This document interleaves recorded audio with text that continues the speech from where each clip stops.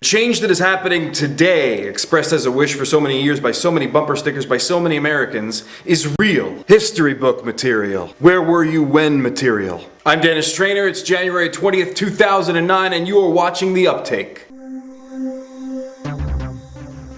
No matter what your political affiliation is, most Americans agree that George Bush has spent the last 8 years abusing the environment, the Constitution, and not least of all, the English language. And yet America, a country born from revolution, and a government that is supposed to function of the people, for the people, and by the people, did not, by and large, take to the streets to stop the abuses in their name. What we did do, literally and figuratively, for the last 8 years, is take to the mall. We spent funny money on imported plastics and finely woven fabrics with brand name logos, using bad credit to accumulate trinkets and distractions, the better to anesthetize ourselves from the grim reality that our country had been hijacked and was on a collision course with the self-fulfilling prophecy of Armageddon, and that the man with his hand on the wheel and the foot on the pedal claimed to be in direct communication with God. Just as little orphan Annie comforted herself with the coda, "The sun will come out tomorrow," citizens in the United States who buried their head in their sand and told themselves they were doing something by placing a 12009 bumper sticker on their car now do get to experience the catharsis of a wonderful ending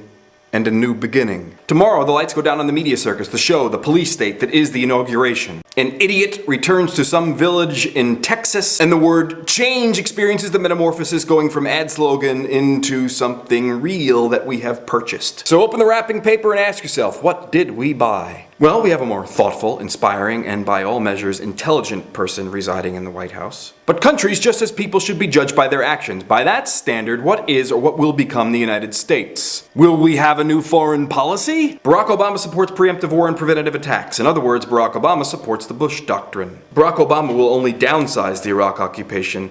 He will not end it. And the war on terror, the boogeyman that feeds the fear that feeds the military-industrial complex, will rage on without end. Will the United States have a green agenda that meets the crisis our planet is facing? Not so long as Obama uses the word clean next to the word coal. Will the United States join most of the industrialized world in providing healthcare for its citizens? Not while Barack Obama maintains that the profits of the healthcare industry are more important than the lives of the 18,000 people who will die next year for lack of healthcare. But even a contrarian like me must admit that today is a special day.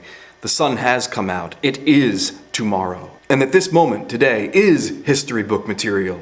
Where were you when material? So, in the moment when America purchased change and actually took it seriously, when the American people stopped going to the mall and started taking to the streets, or did something to help create a more sustainable energy policy, or worked for a foreign policy that didn't involve the endgame of Armageddon, or worked to achieve single-payer health care, in the moment that America took Barack Obama's call to action seriously, where were you when?